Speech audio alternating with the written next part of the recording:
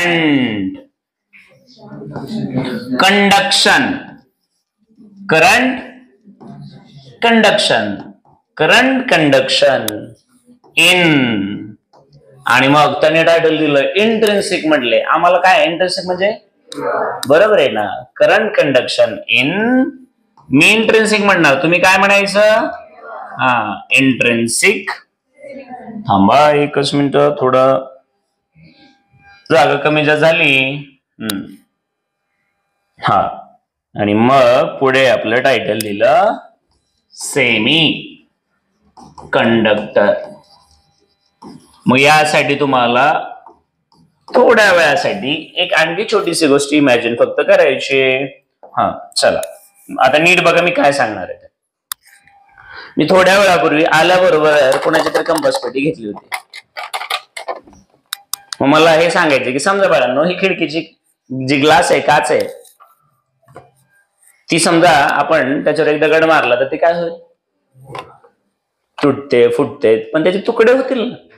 मग हा तो एक ग्लासचा तुकडा आहे, चालेल ना? हा ग्लासचा एक तुकडा आहे. म्हणजेच तुम्ही त्याला मागच्या चॅप्टरच्या भाषेत बोलणार स्लॅब. मागच्या चॅप्टरच्या भाषेत काय बोलणार? Glass slab. मग तो कुठल्या फॉर्मॅट मध्ये येतो? जनरली तो क्रिस्टलाइन फॉर्मॅट मध्ये असं घेतला आणि दगड मारले की तुकडे तुकडे तुकडे बुकटी, खडी साखर, मीठ, ग्लासचा तुकडा, समजतं ना तुम्हाला? मग असाच सेम हा सिलिकॉनचा तुकडा घेतला. कशाचा घेतला? सिलिकॉनचा. मग हा तो तुकडा आहे, हा तो तुकडा आहे. कशाचा? तर तुम्ही म्हणालात, म्हणून मी म्हटलं सिलिकॉनचा. कशाचा आहे हा? सिलिकॉनचा. पण हाच सिलिकॉनचा तुकडा जर आम्ही काय केला तर फॉर एक्झाम्पल याला म्हटलं की या सिलिकॉनच्या तुकड्यामध्ये, क्रिस्टलमध्ये किती ऍटम असतील बरं? तर मला मोजता येत नाही, तुम्हाला येत असतील मोजा. मग तुम्हाला माहित नाही म्हणलं तुम्ही काय म्हणता? किती आयटम असतील त्याच्यामध्ये? इन्फानाइट. मग जर याच्यामध्ये इन्फानाइट आयटम असतील तर त्याच्यापैकी समजा मी हा एक आयटम घेतला, हा एक आयटम घेतला, आणि समजा हा एक आयटम घेतला. असे किती आयटम घेतले? 3 घेतले. समजा 3, 4, 1, 2 काहीतरी घेतले आपण. आहेत किती? त्याच्यातले घेतले किती? काहीतरी फायनाईट घेतले. मग आता याच्यातले एवढे आयटम घेतलेत. मग आपल्या सवयीप्रमाणे आता आपण याला मोठं थोडंसं करून बघूया. बरोबर आहे का? याला काय केलं आम्ही? असं मोठं मोठं मोठं मोठं मोठं मोठं करायला चालू केलं आम्ही असं. मग तुम्ही पण तसं बघता ना, झूम झूम झूम. आपण मोबाईल मध्ये काही इमेजेस बघितलं असं झूम झूम झूम झूम करतो ना आपण. हा, बरोबर आहे की नाही? केलेलं असत. आणि काय इमेजेस पण तशा पर्पजफुली बनवलेले असतात. एक काहीतरी त्याला झूम करा, त्याच्यात वेगळंच काय दिसतं, त्याला झूम करा, त्याच्यात वेगळं दिसतं, तुम्ही बघितलेलं असतं. मग तुमच्या लक्षात आलं असेल आणखी बाबा बाबा बाबा बाबा, मग तुमच्या लक्षात आलं की बाप रे, की याच्यात इन्फानाइट आहे, त्याच्यातले किती चूज केले होते? 3. मग आता 3 चूज केलेत आणि मग त्याच्यावरती काम करायला चालू केलं. मग बेसिकली हे असं असेल ना रे बाळांनो?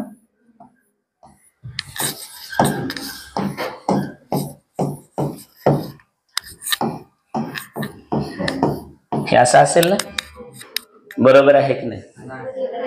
हा, अरे वा.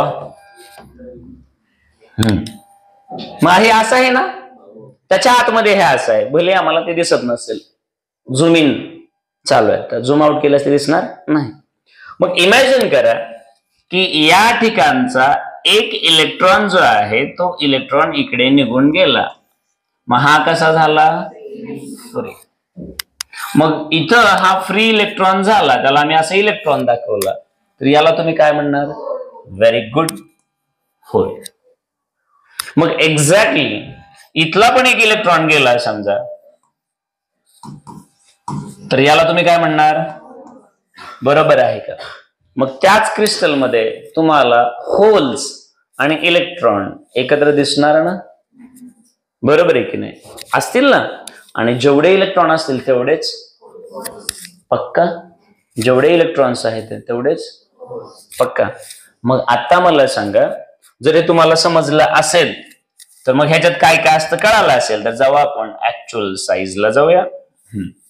मग आपण आपल्या लेवलला आलो. तुमच्या लक्षात आलं आहे की याच्यामध्ये इलेक्ट्रॉन पण असतात आणि होल्स पण. मग आपल्या सवयीप्रमाणे आता आपण इलेक्ट्रॉन्सला, तुम्हाला कळावं म्हणून मी असं इलेक्ट्रॉन्सला असं दाखवलं. मग 2 इलेक्ट्रॉन होते तर होल सुद्धा किती होते? मग होल्सला मी मध्ये असं एच लिहिलं तर चालेल का? आणि हे फ्री इलेक्ट्रॉन असे दाखवले तर चालतील का? ऍक्च्युअली त्याच्यामध्ये तसंच का होतं याचं केमिस्ट्रीचं रिझन भेटले तुम्हाला नक्की. मग जर तुम्हाला हे भेटलं असेल तर पुढे आता आपण जाऊ. आता तुम्हाला तर समजलं. मग आता याच्या अक्रॉसचा अर्थ कळतो ना. आणि मला असं वाटतं इव्हन केमिस्ट्रीमध्ये सुद्धा तुम्हाला हे तर माहित असेल, आपण ऍक्च्युअल मध्ये केमिकल एनर्जी पासून इलेक्ट्रिक एनर्जी कशी बनते, तुम्ही सेल कसा वर्क होतो, त्याचं इलेक्ट्रोलिसिस किंवा इलेक्ट्रोलाइट हे सगळं तुम्हाला माहिती असायला पाहिजे. की जर आपण एखादा मेटल घेतलं तर त्याच्यावर दुसऱ्या मेटलची लेअर कशी देतो आपण. एक मेटल घेतला, फॉर एक्झाम्पल आपण म्हणतो ना की एक XYZ मटेरियल आणि त्याच्यावरती गोल्डचं प्लेटिंग करायचं, बरोबर आहे की नाही. मग त्यावेळेस आपल्याला माहिती आहे आपण 2 इलेक्ट्रोड ठेवलेले असतात. मग अक्रॉस म्हणजेच तुमच्या लक्षात आलं असेल की आता ही एक वायर जोडायची, वायर जोडणं कळतं ना तुम्हाला. मग वायर जोडतं म्हणजे हे कनेक्टर असेल नाही तर असं हे कनेक्टर असेल ना. आणि मग इथं पॉझिटिव्ह निगेटिव्ह, पॉझिटिव्ह आणि निगेटिव्ह हे समजा आम्ही असं जोडलं, चालतं का? मग हे आहे निगेटिव्ह तर हे आहे पॉझिटिव्ह. समजलं का? नाही का? हे निगेटिव्ह आहे आणि हे पॉझिटिव्ह आहे. आणि हे जर तुम्हाला सगळं समजलं असेल तर मला असं वाटतं एक सर्किट कळालं तुम्हाला, नक्की कळालं. मग ऍक्च्युअल मध्ये आता आम्हाला हे स्टडी करायचंय की हे करंट कंडक्शन कसं होत असेल. मग आता परत आपल्याकडे पैसे तर आपल्याकडे भरपूर आहेत म्हणून आपण एक काय केलं, स्विच पण आणलं. 5-10 रुपयाचं जाऊन स्विच आणलं, पैसे आहेत आपल्याकडे भरपूर. मग आता हे स्विच आणलं, इथं स्विचलाच की म्हणतात ना. मग ही की इथं ठेवली आणि मग याला बॅटरी म्हणजे समजा मी व्होल्टेज म्हटलं. मग आता बॅटरीचं हे पॉझिटिव्ह टोक आहे म्हणजे हे सगळं काय असणार पॉझिटिव्ह, बॅटरीचं हे निगेटिव्ह म्हणून हे सगळं काय असणार आहे. इथपर्यंत समजलं आहे का? नक्की समजलं. मग जर तुम्हाला हे समजलं असेल तर आता तुम्ही मला सांगा की ज्या वेळेस आम्ही बॅटरीचं पॉझिटिव्ह ठेवलं आणि हे निगेटिव्ह ठेवलं म्हणजे 2 प्लेट तयार झाल्या. म्हणजे थोडक्यात ही एक प्लेट आहे आणि ही एक प्लेट आहे. ही आहे पॉझिटिव्ह आणि ही आहे, तुम्हाला माहिती आहे पॉझिटिव्ह कडून निगेटिव्ह कडे असे तुम्ही इलेक्ट्रिक फील्ड दाखवत असता. काय दाखवत असता? आणि इलेक्ट्रिक फील्डच त्याच्यावर काय टाकत असते? इलेक्ट्रिक फील्ड या शब्दाचा अर्थ होतो इलेक्ट्रिक फील्ड म्हणजे force experienced by the test charge. म्हणजे याच्यावर किती फोर्स पडला. म्हणजेच बाळांनो जेव्हा तुम्ही बॅटरी टाकता तेव्हा ह्याच्यावर काय पडत असतो? फोर्स पडत असतो. हे आपल्या डोक्यात येत नाही. मग बॅटरीचं काय काम असतं तर त्या चार्जवरती फोर्स टाकणं. पण आपण फोर्सच्या भाषेत बोलत नाही, आपण कोणाच्या भाषेत बोलतो? इलेक्ट्रिक फील्डच्या भाषेत. मग तुम्हाला कळालं असेल की आता या दोन्हीच्या अक्रॉस इथं काय तयार होणार आहे? Electric field. म्हणजे त्याच्यावरती काय पडणार? फोर्स. मग हे निगेटिव्हली चार्ज पार्टिकल ज्याला तुम्ही इलेक्ट्रॉन म्हणतात ते कुठे जातील बाळांनो? या निगेटिव्ह कडे जातील का पॉझिटिव्ह कडे जातील? कोणाकडे जाणार? मग हे सगळे इलेक्ट्रॉन इकडे पळायला लागतील तर होल्स तिकडे पळायला लागतील. बरोबर आहे का? मग मला सांगा total current flowing in the circuit. मग टोटल करंट आपली सवय आहे आपण पॉझिटिव्ह कडून निगेटिव्ह कडे दाखवतो. खोटं दाखवत असतो.